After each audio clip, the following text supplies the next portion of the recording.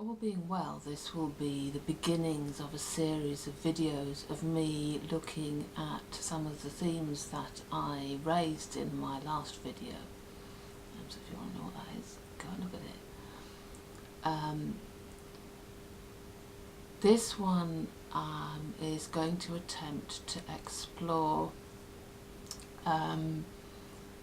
the areas of discernment of messages or signs,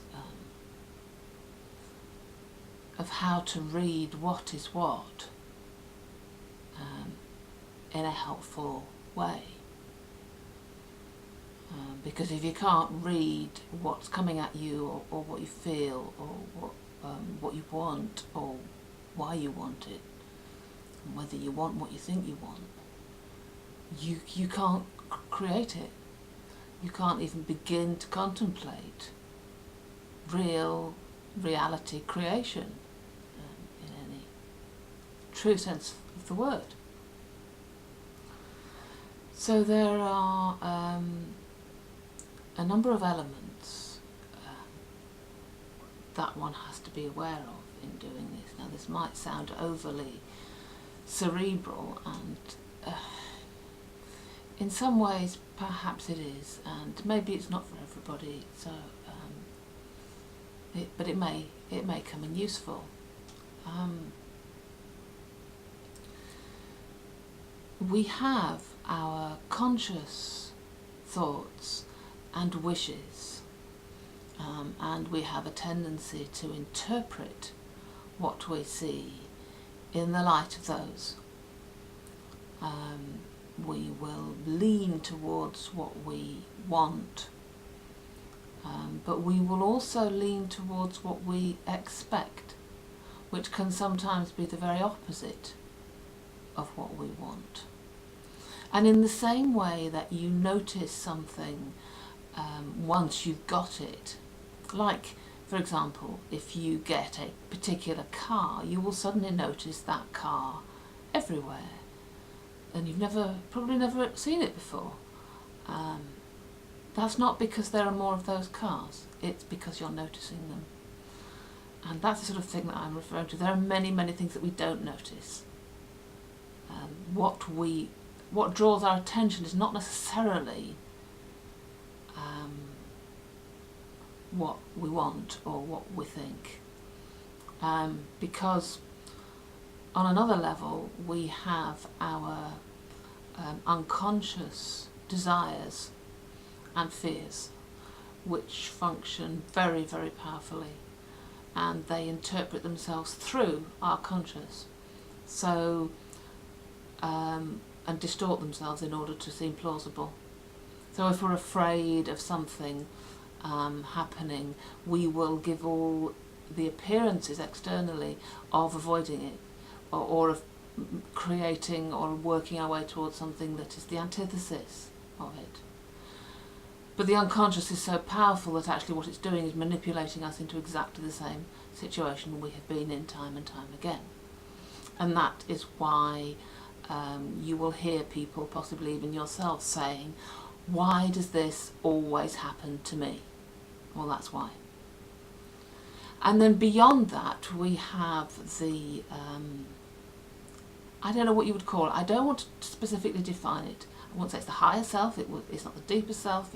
It's not the collective unconscious. It's not God. It's not oneness. But it is. It's all those things. Anyway, one's true will, possibly, one's essential observations, needs.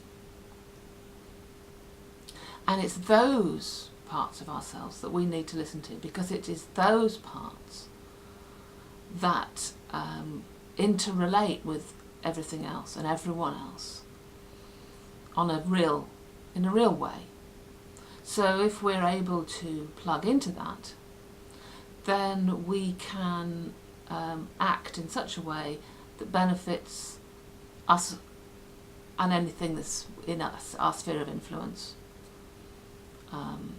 but not to the detriment of anyone else, because that's part of that knowledge, part of being connected with that sense is of knowing that there is no separation between it all, us all. So hurt someone else, you hurt yourself. And it can be really, really hard to work out which of these different layers of ourselves is operational. But there are some ways that you can tell. One of them is the nature of the pull towards or away from something. If we have a sense of real urgency about it, that I must do this now, this is absolutely right, this is coming from the heart, or I am very justifiably furious and I will do something about this right now, that tends to be coming from fear,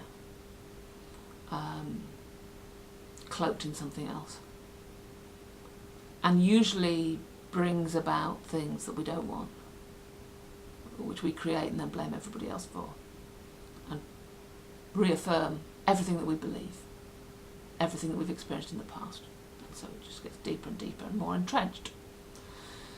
If, on the other hand, when you are moved to do something, or you connect with something and you feel moved to do something about it from a deeper place, a more connected place, a more real place,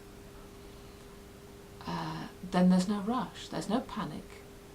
You know that something will take place and that you will lean in that particular direction, you will listen out, but you won't force it, you won't push it, you won't scream and shout at it, you won't try and overwhelm it. And there's another indication that when you have a mindset of this and that, good and evil, friend and foe, you're coming from a place of fear. And so you will either run from or attack whatever you see as outside yourself, which will not bring you anything you want, ultimately. It doesn't work like that. That's not realistic. It's not that simple. And that I will come on to. But that's enough for now.